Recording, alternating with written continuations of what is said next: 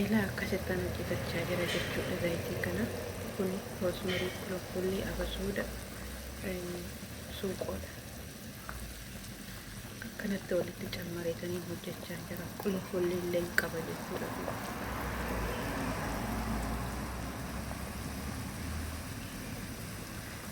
Kun zayitii kokonaatii wallaahiidha.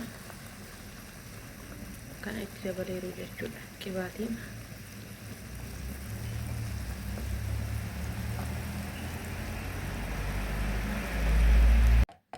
waaw kottaa fayyadamaa akka kotti manatti yoo yaallee irra fayyadamtuu taana bakkee irraa bituurra jechuudha. Dubartiin immoo mo'aadhaan bareeddi, mo'aadhaan kabaja qabdi. Ammanii kana waan shanootu waan afurraan hojjetadheera. Roosmarii, qulqullii, abasuuda, sunqoo, talbaa waan kanarraan hojjedheera jechuudha. Roosmariin hin argamayyuuti. Nacci shunkurtiinis keessa jira jechuudha.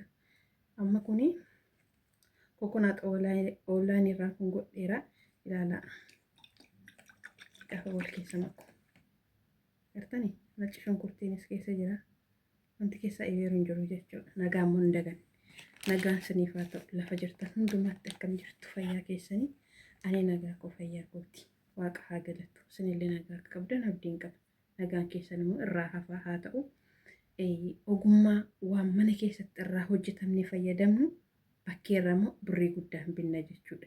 Birrii xiqqoodhaan binnee waan guddaa arganna, waan guddaa irraa fayyadamna. Ani amma kanaan hojjedhee har'aan guyyaa jahaffaadha kun jechuudha. Xiqqishuun kanatti godhadhee kan immoo kaawwadhe asuma keessa tursiisuu jechuudha. Booddee immoo waan biraa gaafan hojjetadhu kana calaladhee waan biraa immoo kanumatti hojjedha. Amma kuni istoofii irra tursiiseera jechuudha. Bishaan keessa kaa'eetanii. Akkasitti dhaqee furdaa ta'a. Garuu jalqaba qalloo bishaaniidha. Gaafa dhaqee guyyaa jaha keessa taa'u hin furdata jechuudha. Kanammoo kan itti na ta'eeru jechuudha. Amma ergaan kana dibachuu eegalee mataan kiyya asirraan kunuun argamaa jedhee yaada. Ibsaan kosii gadi waan natti dhufuuf badaa miti. Argituun inni bibbiqilaa jiru. Argama dhee yaada.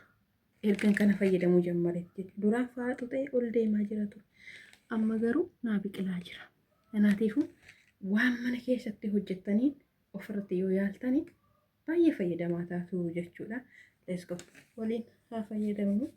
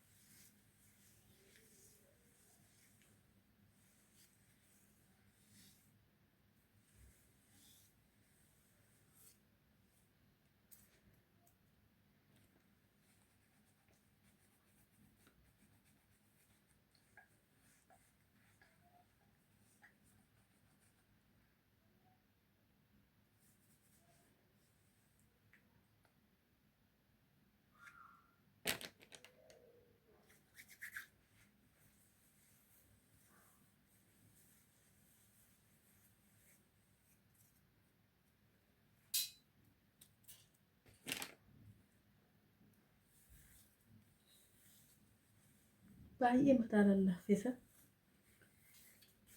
Warri mataan keessan jajjabaataa ta'e baay'ee isin laaffisa jechuudha.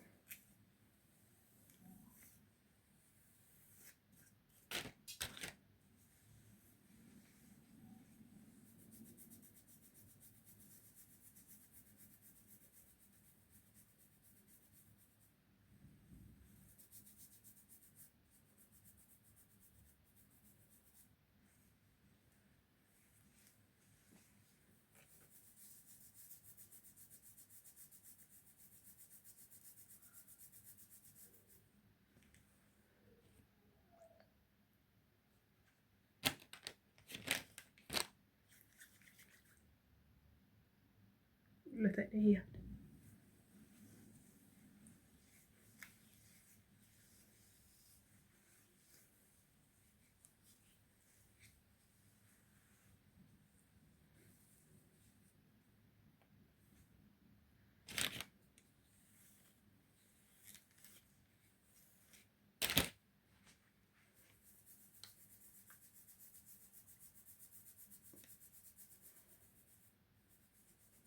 Waaw! Waan namatti toluun akkas masaajii godhatan.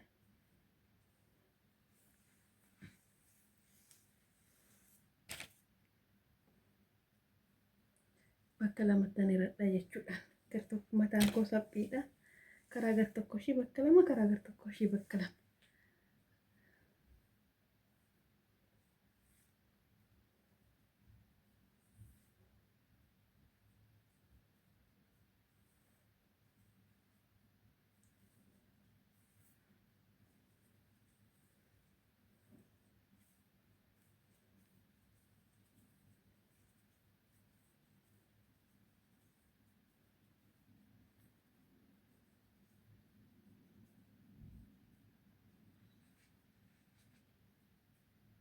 Waanuma xiqqoorraa waan baay'ee fayyadamna. Amma bakkeedha birrii 50 birrii 60 hin binna. Manatti yoo hojjetanne hoo birrii 30 waan baay'ee hojjetan.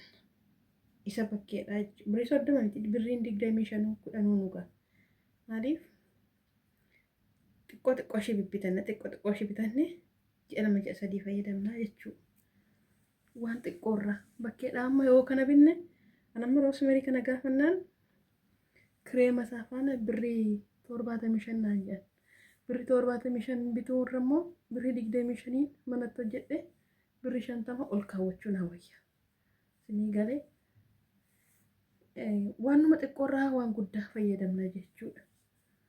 Ammoo wanta harka keenyaan hojjennutu iyyuu irra mataa keenya sidaatii isaa nu eega.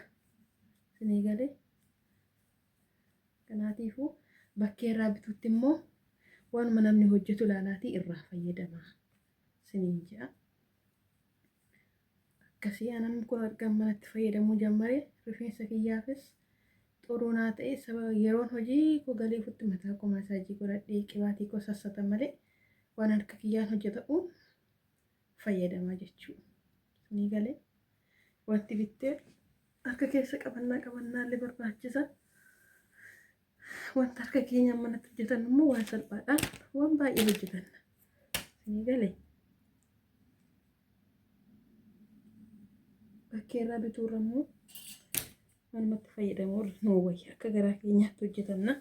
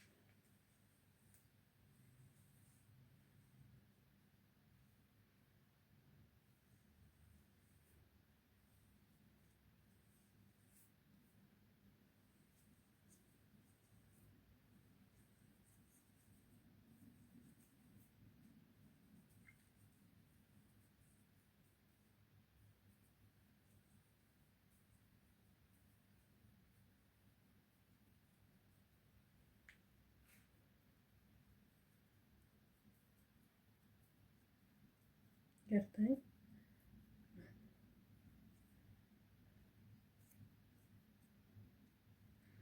sanii booddee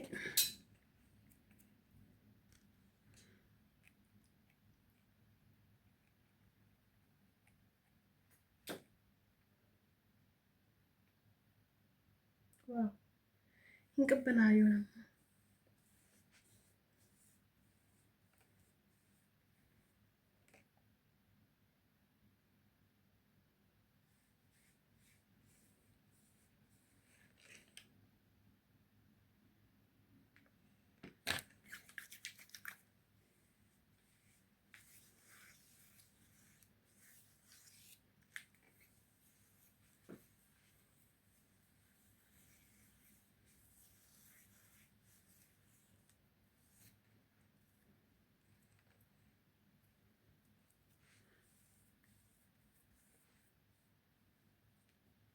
yuutuubii koo sabiskiraayibii laayikii sheerii naa gochuu hin dagatinaa walaa guddisnu walaa jajjabeessinu siniin jedha.